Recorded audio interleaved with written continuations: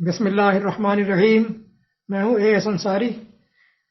جناب غالب کمال صاحب کی آپ یہ ویڈیو سنیں. انہوں نے کچھ اعتراضات لگائے ہیں اسلام پر. آپ یہ سنیے پھر میں کچھ عرض کرتا ہوں. آداب دوستو، میں ہوں غالب کمال اور آپ مجھے یوٹیوب پہ دیکھ رہے ہیں. آج ہم 7 ایسے مسائل کی بات کریں گے اسلام میں جو کہ بہت بڑے پرابلمز کی وجہ، جس کی وجہ سے اسلامی ملکوں میں ہیومن رائٹس کی کنڈیشن ہے، جس کی وجہ سے اسلامی ملک ترقی نہیں کر پاتے، جس کی وجہ سے اسلام تھرو آؤٹ ہسٹری جو ہے وہ ایک پرابلم بنا رہا اور آنے والے وقت میں بھی اسلامی ملکوں کے لیے اسلام ایک بہت بڑا پرابلم بنا رہے گا. اور اسلامی ملکوں کا سب سے بڑا پرابلم اصل میں اسلام ہی ہے. اگر ہم اپنے ملک پاکستان کی بھی بات کریں تو اسلام نے جو چیزیں کریٹ کی ہیں، جس طرح سے سوسائٹی کو پروان چڑھایا، وہ ایک بہت بڑے پرابلم کی وجہ ہے.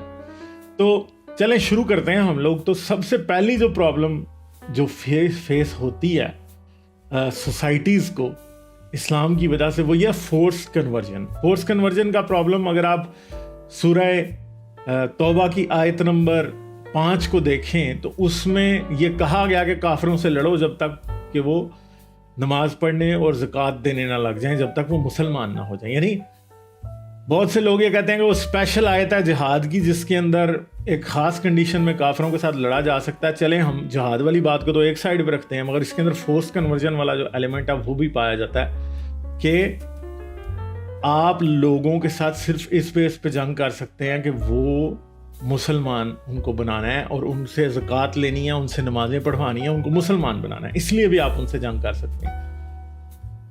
لوگوں کو جینے کے اندر چوائس نہیں ہے، فری ول اسلام میں نہیں ہے. اسلام یہ نہیں کہتا کہ انسان اچھائی اور برائی کے درمیان اپنی مرضی سے چنے. اور چلیں کچھ اچھائیاں برائیاں تو ایسی ہوتی ہیں جن کے اندر معاشرے میں بہت بڑا بگاڑ پیدا ہوتا ہے. کوئی قتل نہیں کسی کو کر سکتا، کوئی بدامنی نہیں پھیلا سکتا. مگر پرسنل چیزوں میں بھی اسلام آپ کو زیرو چوائس دیتا ہے. اگر آپ کوئی انسان ہیں تو آپ اپنی مرضی سے کوئی بھی کام نہیں کر سکتے.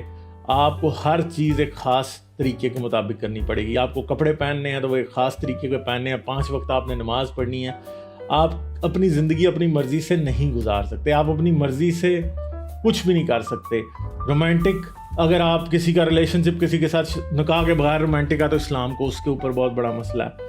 کسی کے ساتھ کوئی بھی ایسی چیزیں ہیں تو ان کے اوپر مسئلہ ہے. شراب آپ نہیں پی سکتے. آپ نے کھانا ہے تو آپ نے اس جس کے اوپر تکبیر پڑھی ہے وہی کھانا ہے. ہر چھوٹی چھوٹی باتھ روم جانا ہے تو پہلے الٹا پاؤں رکھنا ہے. مسجد جانا ہے تو پہلے سیدھا پاؤں رکھنا ہے. عورت اگر دوسرے مرد کے پاس جائے گی تو سنسار ہوگی، مگر مرد اگر دوسری شادی کرے گا تو وہ تو بچے پیدا کرے گا، وہ تو خوشی سے زندگی اپنی گزارے گا. بلکہ اور اس کی بیوی اس کو اس بات پہ الزام نہیں لگا سکتی کہ تو زانی ہے. حالانکہ یہ لیگلائزڈ ایڈلٹری ہے کہ آپ دوسری شادی کی اجازت دے رہے ہیں. اگر آپ یہ سمجھتے ہیں کہ ہر انسان کو ایمانداری سے اپنے لائف پارٹنر تک محدود رہنا چاہیے تو یہ شرط صرف اور صرف عورتوں کے لیے یا مردوں کے لیے نہیں ہے. اور یہ سوسائٹی میں ایک مورل ان ایکویلٹی مردوں اور عورتوں کے اگینسٹ کریٹ کرتی ہے کہ عورت کو تو جج کیا جاتا ہے، مرد کو جج نہیں کیا جاتا. مرد دوسری شادی کرے گا، تیسری کرے گا، چوتھی کرے گا. اور یہ یاد رکھیں کہ ایکویشن میں ابھی لونڈیاں نہیں ہیں. رسول اللہ کے وقت میں تو لونڈیاں بھی تھیں. حضرت عمر کے کتنی باتیں لونڈیوں کے بارے میں دکھائی دیتی ہیں کہ کہیں تو حدیثیں ایسی بھی ہیں کہ حضرت عمر تو جی روزہ ہی افطار لونڈی کے ساتھ کیا کرتے تھے. حضرت عمر کے بارے میں تو ایسی حدیثیں بھی ہیں. تو اب پھر جو تیسرا مسئلہ جو اسلام میں بہت بڑا ہے وہ جہاد کا ایک مسئلہ ہے کہ جہاد کا جو اعلان ہے کہ ہاں جی آپ نے کافروں کے خلاف جہاد کرنا ہے اور اسلام کی سر بلندی کے لیے کام کرنا ہے. اور جہاد کی وجہ ڈیفینسو، کئی لوگ کہتے ہیں کہ صرف ڈیفینس میں جہاد کیا جا سکتا ہے. ایسی کوئی بات نہیں ہے بھائی. جہاد اگریسو جہاد کے تھرو ہی اسلام انڈیا تک پہنچا تھا. ورنہ ہندوستان والوں نے کون سا سعودی عرب والوں کی بکریاں چوری کر لی تھی جن کے پیچھے وہ ادھر مارنے آگے تھے. ٹھیک ہے، تو جو لوگ بھی یہ کہتے ہیں نا کہ جہاد صرف ڈیفینس میں ہوتا ہے، ان سے بڑا جھوٹا کوئی نہیں ہے. کیونکہ ورنہ آپ کا اسلام کبھی ہندوستان تک آ ہی نہیں سکتا تھا. ٹھیک ہے جی. اور یہ بات بھی جھوٹ ہے کہ اسلام صوفیوں نے پھیلایا. اسلام صوفیوں نے نہیں پھیلایا بھیا. اسلام ان حکمرانوں نے پھیلایا جو کہ بار بار آ کے ادھر حملے کرتے رہتے تھے اور لوگ ان کی وجہ سے مسلمان ہو جاتے تھے کہ یار جب یہ آئیں گے حملہ کریں گے ادھر تو وہ کم از کم مسلمانوں کو نہیں لوٹتے تھے. اعتراض لگاتے ہیں کہ قرآن میں 9/5 کے تحت سورۃ توبہ کی آیت نمبر 5 کے تحت غیر مسلم کو مارو، پکڑو، نماز پڑھواؤ، ان سے جزیہ لو. یہ جبر کرنا، جبرن اسلام کا پھیلانا ڈنڈے کے زور پر، گن پوائنٹ پر، یہ آپریشن نہیں ہے تو پھر کیا ہے؟ یہ جبر نہیں ہے تو پھر کیا ہے؟ جبرن پھیلایا اسلام کو؟ جواب، اول تو ایسا ہوا نہیں، یہ تاریخی جھوٹ ہے. پھر اگر ایسا کہیں ہو بھی تو یہ اسلام نہیں. یہ مسلمانوں کا فعل تو ہو سکتا ہے، اسلام نہیں. اسلام تو قرآن کے اندر ہے، اور قرآن کا اسلام یہ ہے، میں تعارف کراتا ہوں. قرآن کا اسلام یہ ہے کہ اس آیت میں دیکھیں یا کہیں بھی کسی بھی جگہ پر کہ ایمان لانے پر کسی قسم کا کوئی جبر نہیں، کسی کے ساتھ کوئی جبر نہیں. جبر صرف حکومت کے خلاف سازش کرنے پر، بغاوت کرنے پر، فساد کھڑے کرنے پر، ان باتوں پر جبر ہے. اوپر آیت 8/13 پر چلے جائیں، 9 سے اوپر چلے جائیں، اوپر والی سورہ کے اندر، سورہ نمبر 8 اور آیت نمبر 73، یعنی 8/73 پر جائیے. کہا گیا ہے کہ تم اگر ایسا نہیں کرو گے تو زمین پر فتنہ فساد کھڑا ہو جائے گا.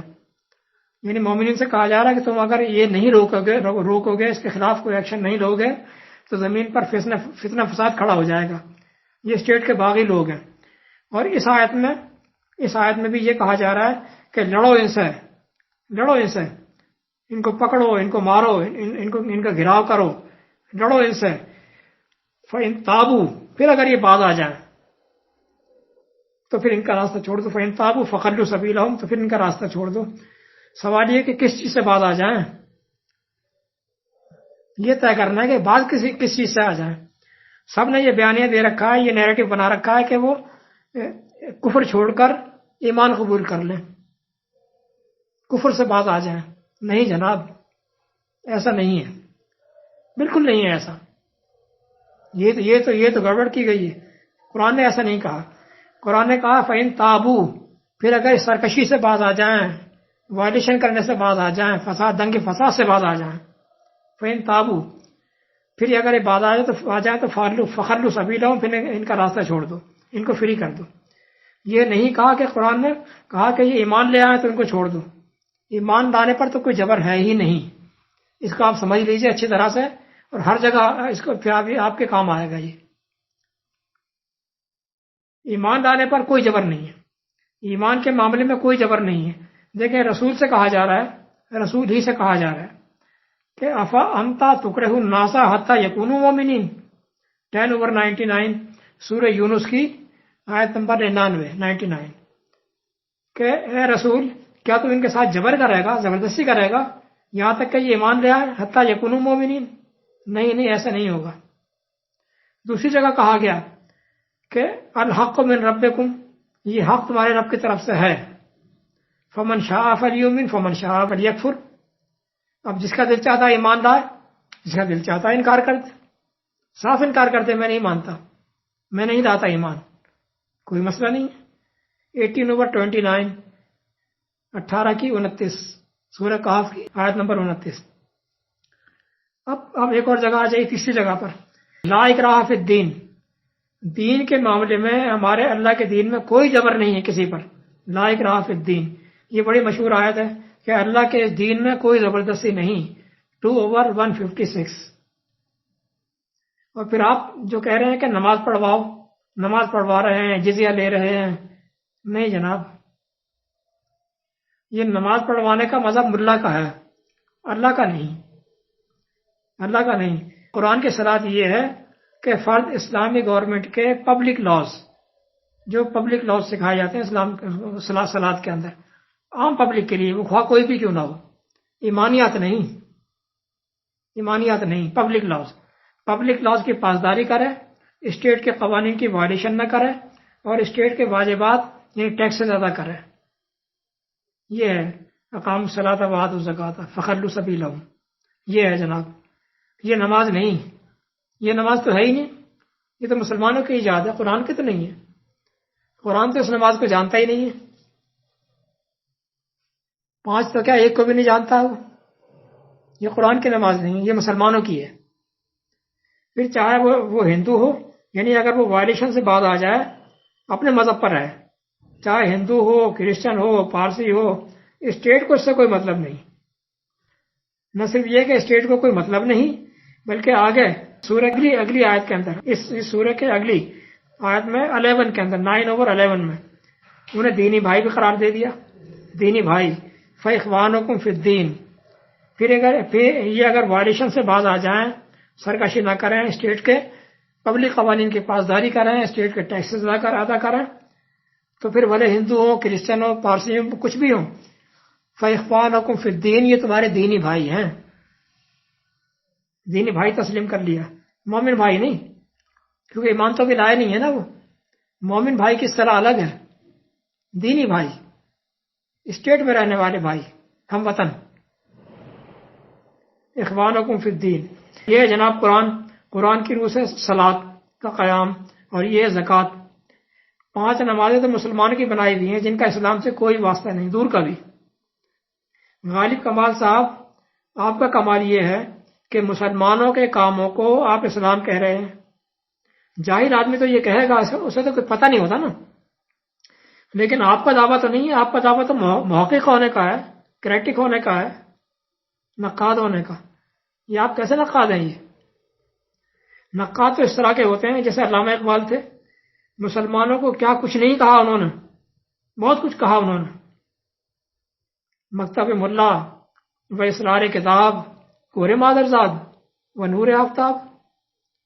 دیکھو کہاں یہ ملا کا مکتب ملا و اسرار کتاب، اور کہاں اس کتاب کی گہرائیاں۔ کور مادرزاد، یہ تو ماں کے پیٹ کا اندھا ہے، وہ نور آفتاب، اور یہ سورج کی روشنی۔ جس طرح پیدائشی اندھے کو نہیں پتا ہوتا کہ سورج کی روشنی کیا ہوتی ہے، اسی طرح سے اس ملا کو نہیں پتا کہ اس کتاب میں کیا ہے۔ دیکھیں کس طرح کے تنقید کرتے تھے۔ وہ ایک کتاب جو سارے جہاں پہ بھاری ہے، اسی کے علم سے شیخ الحدیث آری ہے۔ اللہ نے تو فقط ایک کتاب اتاری ہے، اس کے دین میں کہاں سے ہی بخاری ہے۔ دیکھیں کیسے تنقید کیا کرتے تھے، لیکن اسلام کے خلاف ایک لفظ نہیں کہا انہوں نے، اس لیے کہ وہ جانتے تھے کہ اسلام کیا ہے، وہ جانتے تھے اسلام کیا ہے۔ لیکن آپ جیسے اور بہت سے لوگ یہی کام سر انجام دے رہے ہیں کہ ملا کے اسلام کو اللہ کا اسلام بتا کر اسلام کو گندا کر رہے ہیں۔ مثلا مسٹر سچ والا صاحب، مسٹر ایڈم، مسٹر ساحل، میڈم کالی داسی، میڈم آمینہ سردار، وغیرہ وغیرہ۔ آپ کہتے ہیں کہ اسلام میں فری ول نہیں ہے، رائے کی آزادی نہیں جناب، یہ ملا کے اسلام میں ہے۔ اللہ کے اسلام کا نقشہ میں اوپر دکھا آیا ہوں آپ کو کہ جس کا دل چاہے ایمان لائے، جس کا دل چاہے انکار کرے۔ لا اکراہ فی الدین، کوئی دین زبردستی نہیں اللہ کے دین میں، یہ فریڈم۔ کہاں ہے جبر یہاں پر؟ اور تمام مذاہب کے ٹیمپلز کو بھی وہ سیکورٹی فراہم کرتا ہے۔ 22-40 سورہ حج کی آیت نمبر 40۔ آپ ملا کے اسلام کے خلاف آواز اٹھائیں، ویلکم، ہم بھی آپ کا ساتھ دیں گے، آپ کے ساتھ ہیں۔ اسلام میں کوئی پابندی نہیں کسی بھی معاملے میں، نہ لباس میں، نہ داڑھی میں، نہ اور کسی چیز میں، ذاتی معاملات میں کوئی پابندی نہیں ہے، سارے ملا کی پابندی لگائی ہوئی ہیں، جس کو آپ اسلام کا کہتے ہیں، اسلام میں نہیں ہے۔ ہاں، مغرب کی طرح سے فحاشی، عریانیت یہ نہیں چلے گی، اللیگل ایڈلٹری یہ نہیں چلے گی، سیکسل فریڈم یہ نہیں چلے گی، یہ نہیں۔ اسلامک اسٹیٹ اس بغیر کی اجازت نہیں دے گی۔ اگر آپ خود اور اپنی فیملی کو سیکس فری کرنا چاہتے ہیں تو کریں، آپ کو لیکن یہاں آپ کو الاؤ نہیں کیا جائے گا۔ اور اسلام اس کے غلط اور نقصان دہ ہونے پر بڑے پختہ دلائل رکھتا ہے۔ شراب نہ صرف اسلام بلکہ کسی بھی مذہب میں الاؤ نہیں ہے، حلال نہیں ہے، بائبل میں بھی نہیں ہے، حتیٰ کہ ہندوؤں کی مذہبی کتاب میں بھی نہیں ہے، ہندوؤں کے یہاں بھی نہیں ہے، ہندوؤں کے یہاں بھی یہ حرام ہے۔ دیکھیں Manu Smriti chapter number 9 verse number 235 میں صاف لکھا ہے کہ شراب، چوری، زنا حرام ہے، wine, theft without wedlock, adultery is strictly forbidden۔ Manu Smriti chapter number 9 verse number 235۔ Cambridge university کے پروفیسر ڈاکٹر J.D. انون نے 60 سالہ تحقیق کے بعد ایک کتاب مرتب کی تھی، کتاب کا نام ہے سیکس اینڈ کلچر۔ کہ سیکسل انارکی کے کیا کیا نقصانات ہوتے ہیں، اس پر بڑی تحقیق کی انہوں نے، اور بھی بہت کچھ لکھا ہے، شادیوں کے بارے میں بھی ہے کہ اس کا میں ایک اقتباس، ایک ایکسٹریکٹ نقل کرتا ہوں چھوٹا سا۔ وہ لکھتے ہیں کہ اگر آپ کسی قوم کی تاریخ میں دیکھیں، جھانکیں کہ کس دور میں اس کی تمدنی سطح بلند ہو گئی تھی یا گر گئی تھی، تو تحقیق کرنے سے پتہ لگ جائے گا کہ اس قوم نے اپنے ہاں جنسی تعلقات کے ضابطوں میں تبدیلی کی تھی، جس کے نتیجے میں ایسا ہوا ہے۔ صفحہ نمبر 202 یعنی سیکسول انارکی، سیکس کو فری کرنے کا نتیجہ تمدنی سطح کا گر جانا، اس کا نتیجہ تمدنی سطح کا گر جانا۔ میڈیکل سائنس ان تمام باتوں پر بہت گہری ریسرچ کر چکی ہے۔ اگر آپ اپنی معاف کیجیے گا، اگر آپ اپنی ماں بہن بیٹیوں کو سیکسی آزادی دینا چاہتے ہیں تو مسلم قوم اچھی طرح نمٹنا جانتی ہے۔ آپ تو اس قوم کو جانتے ہی، مجھ سے زیادہ جانتے ہیں۔ اس معاملے میں ہم آپ کی پھر کوئی مدد نہ کر سکیں گے، یہاں نہیں چلے گا۔ ہاں، اس جعلی اسلام کی آٹوپسی کرنے میں ہم آپ کے ساتھ ہیں، اس جعلی اسلام کی آٹوپسی کرنے میں، اس کی سرجری کرنے میں ہم آپ کے ساتھ ہیں۔ تاریخ کی بنیاد پر اسلام کو نہیں دیکھا جا سکتا، تاریخ تو ٹیمپرڈ ہے۔ یہودی نے صاف طور پر لکھا ہے کہ ہم تاریخ کو بدل دیں گے، چینج کر دیں گے، وی شل چینج ہسٹری۔ Protocol number 16۔ ہاں، ہسٹری لیس کر کے ہمیں بتائیے کہ قرآن میں ایسا کچھ کہاں لکھا ہوا ہے۔ آپ لوگوں کا یہ سارا نیریٹو ہسٹری یا روایت پر ہے، ہسٹری یا روایات پر کھڑا ہے۔ اقبال کہہ گیا تھا کہ حقیقت خرافات میں کھو گئی، یہ امت روایات میں کھو گئی۔ روایت ہی تو بگاڑا ہے سب کچھ یہ۔ اب آتے ہیں جہاد پر۔ جہاد کہتے ہیں جد و جہد کرنے کو، اسٹرگل کرنے کو، اور قتال کہتے ہیں جنگ کرنے کو۔ اسلام کا فلسفہ کچھ یوں ہے کہ جہاد یہ ہے کہ برائی کو روکا جائے، فساد کو، دنگے فساد کو، انسانوں کی آزادی جو سلب کرتے ہیں ان کو روکا جائے، ان کو لگام دی جائے۔ پہلے بغیر جنگ کی کوشش کی جائے، یہ ہو گیا جہاد۔ پھر اگر اس سے کام نہ چلے تو پھر قتال کیا جائے، یہ ہو گئی جنگ۔ پھر تلوار اٹھائی جائے۔ بدماشوں کے خلاف اسلام بدماشوں کی گردن مروڑتا ہے، امن پسند شہریوں کی حفاظت کرتا ہے، امن پسند شہریوں کی بلا امتیاز حفاظت کرتا ہے، بلا رنگ، نسل، مذہب۔ انسان کی عزت کرتا ہے محض انسان ہونے کے ناطے۔ قرآن کہتا ہے وَلَقَدْ كَرَّمْنَا بَنِي آدَمَ، ہم نے بنی آدم کو محض بنی آدم ہونے کے ناطے برابر کی عزت دی ہے، مساوی، بالکل 17/70۔ جیسے وہاں 11/9 میں آپ لوگ دیکھ آئے ہیں کہ جو لوگ ایمان نہیں لائے ہیں وہ بھی دینی بھائی ان کو بھی دینی بھائی قرار دے دیا۔ یہ نیریٹو تو بڑی پلاننگ کے تحت بنایا گیا ہے کہ اسلام دہشت گردی کا مذہب ہے۔ دراصل اسلام مذہب ہے ہی نہیں، یہ مذہب نہیں ہے، یہ انسانوں کے خالق کی طرف سے انسانوں کو امن اور سلامتی مہیا کرنے کا ایک پولیٹیکل سسٹم ہے، ایک ازم ہے۔ اس میں انسانوں کے ولنگ کو مد نظر رکھا گیا ہے۔ ایمان لائے نہ لائے کوئی مرضی، اس کی اپنی مرضی ہے، جس مذہب پر رہنا چاہے اس کی اپنی مرضی ہے۔ بس ان باتوں میں پابندی کرتا ہے جس سے سوسائٹی میں خرابی پیدا ہوتی ہے، نفسیاتی بیماریاں لگیں، جسمانی بیماریاں لگیں، لوگ ایک دوسرے سے متاثر ہوں، ان باتوں میں جو ہے وہ پابندیاں لگاتا ہے۔ اوریانیت نہ ہو، فحاشی نہ ہو، بے راہ روی نہ ہو، کوئی کسی پر ٹونٹ نہ کرے، ہر شخص آزاد سکھ چین کا سانس لے۔ اب آئیے لونڈی، گرل سلیوز پر۔ لونڈی، یہ بھی اعتراض ہے نا آپ کا۔ عرب معاشرے میں اسلام سے پہلے غلامی جائز تھی، اسلام کے آنے کے بعد اسے حرام کر دیا گیا۔ یہ کوئی مولوی نہیں بتائے گا آپ کو، یہ ہم بتا رہے ہیں قرآن کی روح سے۔ کسی بشر کو یہ الاؤ نہیں کہ اللہ اسے کتاب عطا کر دے، چاہے حکومت عطا کر دے یا نبوت عطا کر دے۔ ما کان لبشر ان یؤتی اللہ الکتاب والحکم والنبوۃ ثم یقول للناس کونوا عبادا لی پھر وہ لوگوں سے یہ کہے کہ تم میرے غلام بن جاؤ، کون عبادن لی، میرے غلام بن جاؤ، بی مائی سلیوز، نہیں جناب، یہ نہیں چلے گا۔ 3/179۔ پھر اگلی آیت میں اسے کفر قرار دے دیا، کفر کہ غلام بنانا انسان کو تو کفر ہے، یہ تو تم ایسا کیسے کر سکتے ہو؟ اور قرآن میں جہاں بھی ما ملکت کے الفاظ آئے ہیں، ما ملکت ایمانکم ہے نا، جگہ جگہ ما ملکت ایمانکم، ما ملکت کے الفاظ آئے ہیں تو جناب یہ پاسٹ ٹینس ہے، ماضی کا صیغہ ہے، یعنی وہ ان لونڈیوں کی بات کر رہا ہے کہ جو پہلے سے بنی ہوئی ہیں، پہلے سے بنائی گئی ہیں، اسلام آنے سے پہلے ان کی بات ہے۔ وہاں پر معاشرے کا حصہ بن چکی تھی، اسلام آنے کے بعد اسلام اس کو حرام قرار دے دیا، لیکن جو بن چکی ہے وہ تو بن چکی ہے نا، اب ان کا کیا کیا جائے گا؟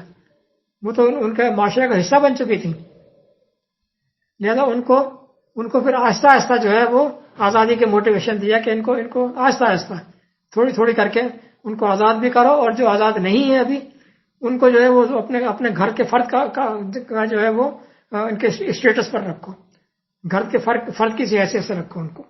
یہ قرآن نے پھر بیان کیا، لونڈی غلام نہیں بن سکتے اسلام آنے کے بعد۔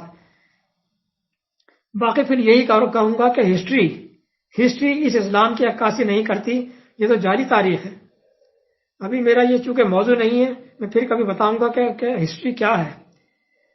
قرآن کسی عمر، کسی ابوبکر، کسی علی، فاطمہ، عائشہ وغیرہ وغیرہ کو جانتا ہی نہیں ہے، ہم بھی نہیں جانتے، ہوں گے تو ہوں گے، ہمیں کوئی اعتراض بھی نہیں ہوں گے، اور نہ ہوں گے تو نہ ہوں گے، یا ان کے علاوہ کوئی اور نام ہوں گے تو ہوں گے، نہ ہمیں نام سے کوئی کام ہے، نہ ان کے کاموں سے کوئی کام ہے۔